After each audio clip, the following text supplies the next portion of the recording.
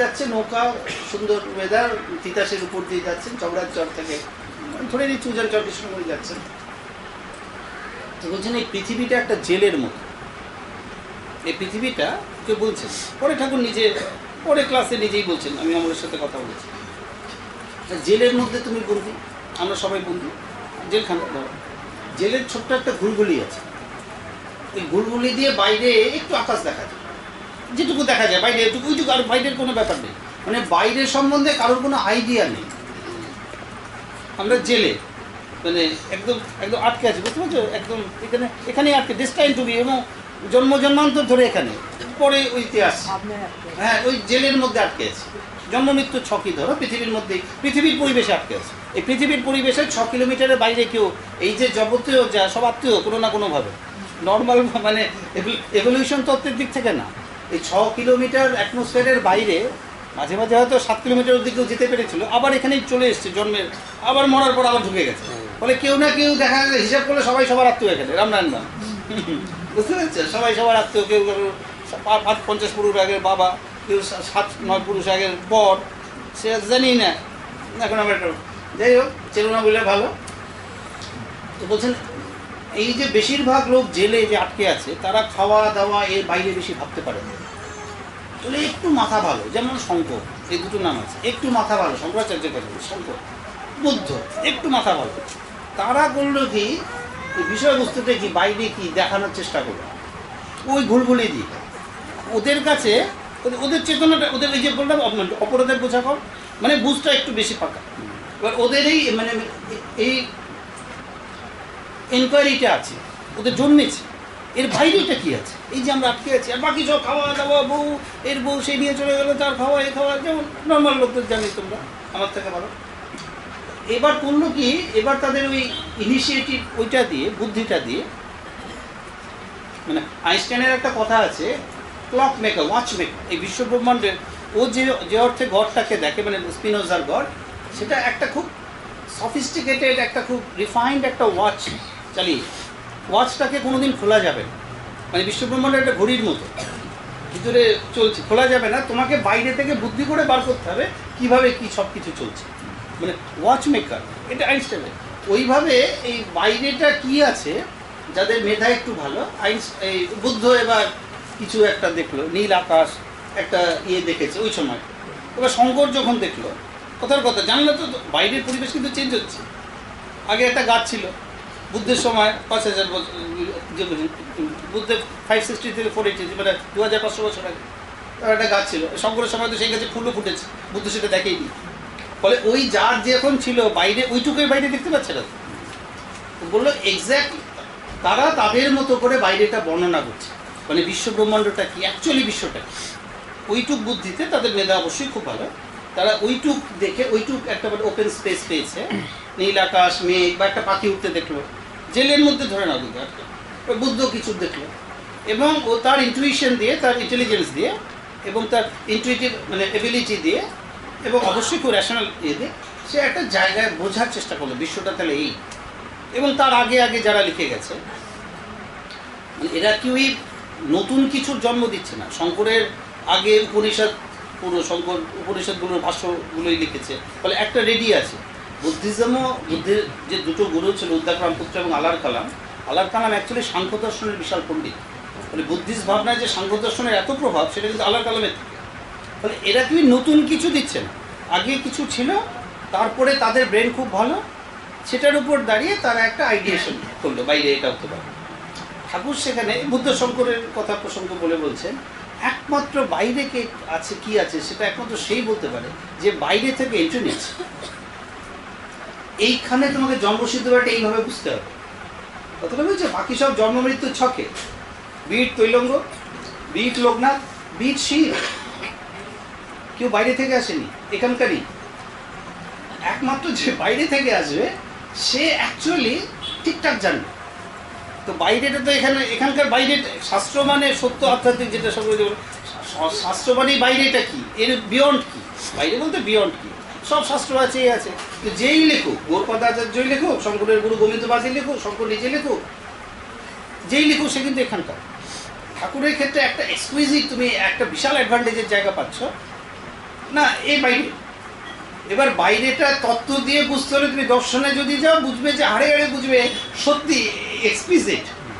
এখন যতক্ষণ না আমরা খুব গাণিতিকভাবে বা জ্ঞানের দিক থেকে বা তত্ত্বের দিক থেকে বুঝতে পারছি, তার আগ পর্যন্ত সম্বল মানাতে যা বললো বাচ্চাকালের ঘটনাগুলো, যে ঠাকুর যে সত্যি very special, very very special.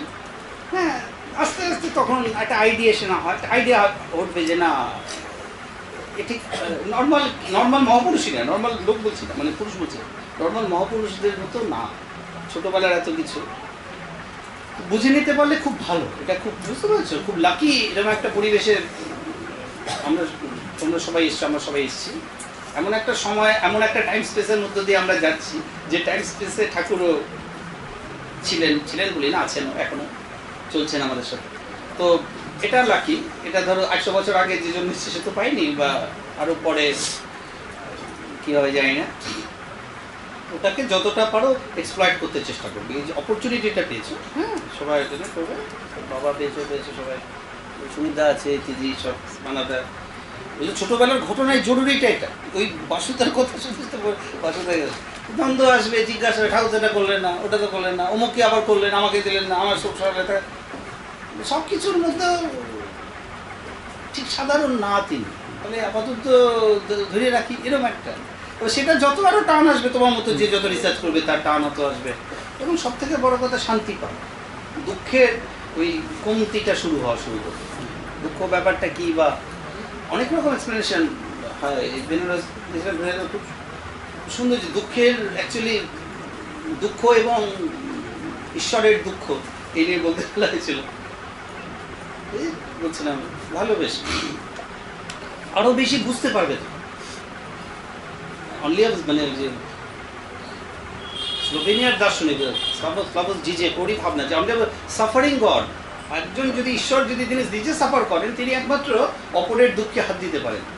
ঠাকুরের জীবনটা তো এত কষ্টে, এখন সাফারিং গড, এখন উপনিষদে ঈশ্বর একটা কথা আছে ঈশ্বর সম্বন্ধে, অব্রণ, ঈশ্বর শুড বি আনস্ক্যাচড, আনইনজিওর্ড। ঈশ্বরের যদি ব্যথাই থাকে তাহলে ঈশ্বরের কমতি থাকলো, হ্যাঁ, তাহলে তিনি নিজেই যদি ব্যথা পান। ওই জন্য সাংখ্য দর্শন ঈশ্বর মানে না, উপনিষদ মানে অদ্বৈত বেদান্ত একরকম মানে, পতঞ্জল যোগ দর্শন মানে অনুভব। বুদ্ধিজম চুপ, ঈশ্বর নিয়ে কোনো কথা বলে না, মানে বুদ্ধ নিজে কিছু কথা বলেন ঈশ্বর।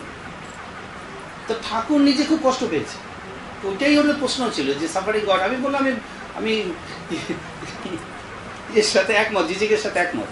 দুঃখটা কেন অ্যাকচুয়ালি, দুঃখের ইনভেস্টিগেশন অফ সরো, যেটা ঠাকুর নিজে কষ্ট পেয়েছেন। এবং দয়া শব্দটা ওইভাবে আসে, এমপ্যাথি। দয়া মানে তুমি আরেকজনের কষ্টে, তোমার কষ্টটা আমি সমান তাহলে অনুভব করলেই তাহলে দয়া করার অধিকারী। শাস্ত্র দয়াটাকে এইভাবে ডিফাইন করে, এমপ্যাথি, সিম্প্যাথি না, এমপ্যাথি। একই জায়গায় দাঁড়িয়ে, একই প্ল্যাটফর্মে দাঁড়িয়ে ঠাকুর নিজে কষ্ট পেয়েছেন। শুধু কষ্ট পাননি, আমি একটা কথা বললাম ভাই না, সেটা কেঁদে তখন খানছে সব, সারনাথে গেছিলাম কিছুক্ষণের জন্য, আবার ফিরে এসেছি। কষ্ট শুধু পাওয়া না, এটাকে খুব মানে সিরিয়াসলি গ্রহণ করা। বলছে এই যে দীক্ষা দিচ্ছে, এই যে উদ্ধার যেটা করা, এটা আরও ডিপে গেলে আরও বুঝতে পারবে, একদিন আছে বেশি বলবো না। উদ্ধার করা মানে তোমাকে এখানে এখানে যে ঋণগুলো আছে সেগুলো শোধ দিতে। বলে দেবতা আসে না কেন, দেবতা যে দান করবে, দেবতা দাঁড়ায় না কেন? কারণ ধরো একজনের 1 কোটি টাকা বাজারে ঋণ, তাকে যদি 2 লাখ টাকা দেওয়া হয় কিছু লাভ হবে? তার ঋণই রয়েছে 1 কোটি টাকা, কথার কথা বলছি, ওর নেই আমার নেই, ঠিক আছে, কথার কথা। বা ধরো কারোর 1 লাখ টাকাই ঋণ, তাকে যদি তুমি 1000 টাকা দাও, তার তো ঋণ, কথাটা বুঝতে পারছো? তো দেবতা যে এসে দাঁড়াবে, ঋণ মানে এই যে ফার্স্ট ব্যাগেজ, এটাই ত্রুটির বোঝা, অপরাধের বোঝা, এত থাকে। দেবতা দাঁড়িয়ে শিব দাঁড়িয়ে কী করবে? তোমার তো ঋণই, ঋণটাই তোমাকে বুঝতে দেবে না, শিবকেও বুঝতে দেবে না। শিবের কথা যে গুরুত্বপূর্ণ সেটাও এই বুঝতে পারছে না, তাই বুঝতে পারছো ঋণের। এবার এই ঋণগুলোকে কী করে?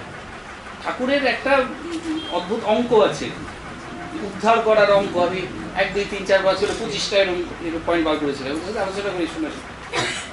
উদ্ধার করার অঙ্ক হচ্ছে তোমাকে এন্টার ঋণটা পে ব্যাক করতে হবে। তোমাকে এখান থেকে ছাড়াতে হলে তোমাকে ওই যে 500 কোটি জন্মের 500 কোটি টাকা ঋণ, ওটাকে পে ব্যাক করতে হবে। এটা ঠাকুর করেন। কেন করেন? এর একটা খুব সূক্ষ্ম অঙ্ক আছে, সেটাকে সবসময় হয়তো আমি অ্যাকসেপ্ট করি না, কিন্তু আছে। ওই জন্য ঠাকুর যখন রোগ সারান, ঠাকুর নিজে রোগটা নেন। এর অঙ্কটা কি? কথাটা বুঝেছো? মানে ঠাকুর নিজের রোগটা, আচ্ছা রোগটা কি না নিয়ে সারানো যেত না? তিনি এটা করে থাকেন, কারণ এই নিয়মটাকে ভীষণ রেসপেক্ট দেন, নিয়মটাকে, আইনটাকে রেসপেক্ট দেন, বুঝেছো? তো উনি এই যে যে অপরাধের আমাদের যে পাস্ট ব্যাগেজটা, আমাদের এখানে একটা অদ্ভুত কথা বলেন, এই ধরো 500 কোটি জন্মের, ধরো আমাদের পাপের হয়েছে প্রত্যেকেরই 500 কোটি 600 কোটি কত কোটি বার্থ হয়েছে তার তো ঠিক নেই, তুমি তো জানো এটাই জন্ম। এবার বলে যেটা এন্টায়ার তাপটা নিতে হয়, তার ইঞ্জেকশনের মতো টানে, টানতি, এটা ঠাকুর এইভাবে উদ্ধার করে, তার 15 আনা নিজে বহন করে, 1 আনার টাচ মাঝে মাঝে আইনে আছে, তাতেই চিৎকার। ঘরোয়া আমাদের বাড়ির এক ভদ্রমহিলা তার অভিমানে, একটা অভিমানে বলে ফেলেছেন, এইটুকুর তোর অভিমান হয়ে গেল, জানাস ওর বলে ঘরোয়া মানে বলে ফেলেছেন, বুঝতে পারছ? এবার কারো 500 কোটি বছরের পাপের বোঝা, তার 15 আনা, মানে আমি ধরছি 99% 16 আনা হিসেবে, 100 হিসেবে ঠাকুর 15 আনা 16 আনা, টোটালটা ঠাকুর নিজে বহন করছে। এটা তার মনে হয়েছে এইভাবে করতে হবে, এবার তিনি করছেন, সিরিয়াসলি করছেন, সিনসিয়ারলি। না করলে তোমাকে উদ্ধার করবে, মানে তার মতে উদ্ধার হবে, তার মতে, এবং 1 আনার টাচ নিয়ম আছে বলে দিতে হয়, তবু দিই না, বুঝতে পেরেছ? তাতেই আমাদের তো এই সবগুলো বুঝলে হয় কি, তখন ওই গুরুগত প্রাণ ওই তত্ত্বে থাকে না, তখন এমনি এটা এই বুঝটা পেকেছে, তো জড়িয়ে ধরতে হয়, তাই তিনি ছাড়া কেউ নেই। এইগুলো তো আমরা স্বামী পুত্র এই ঘুরে ঘুরে এখন ব্যাকুল আমরা, বুঝতে পারছো? এটা খুব আমি বলেছি, সাফারিং গড মানে কি লেভেলের সাফারিং তোমাদের বুঝাচ্ছি, মদন বসো সারাটা, কারণ 15 আনা আইডিয়াটা আমরা মাথায় আনতে পারবো না, it's so much of baggage, so large a baggage, এটা ইমাজিনেশন আনা কঠিন। তার 15 আনা নিজে বহন করছেন, তাহলে উদ্ধার। নিয়মে আছে, নিয়মটা কথা বলে না, তো নিয়মটা কথা বলে না, কিন্তু নিয়মটা আছে, তো নিয়মটা আজকে কথা না বলে, যদি 5 কোটি বছর পর কথা বলে, ওই জন্য তার নিয়মগুলোকে মেনটেন রাখে, শ্রদ্ধাটা রাখে।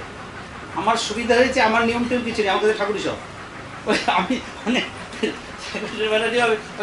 করি খুব একটা শ্রদ্ধার সাথে নিয়মের দিকে আমার কাছে, বুঝতে পারছি, আমার এন্টার মানে ইউনিভার্সিটি ঠাকুর কেন্দ্রে। এখন ঠাকুরের যেহেতু বিশ্বব্রহ্মাণ্ড, নিয়ম মেনছে, রেকর্ডে এসছে, নাটক কবি ঠাকুর এগুলো দেবার জ্ঞান থেকে হয়, ওই লেভেলে যেতে পারে, জ্ঞানটা ওই লেভেলে যায়, জ্ঞানের মুক্তি দিয়েছে কি ওই জ্ঞানে হয় না, কেউ এসে বাইরে থেকে এই না করলে, এটা মানে এই জায়গাটা এখন সে চেতন যাদের সাথে অ্যাকচুয়ালি এটা ডিপেন্ড করে কাকে তুমি বলছো তার উপরে, যে সে ব্যক্তি অতটা এলিভেটেড নয় বা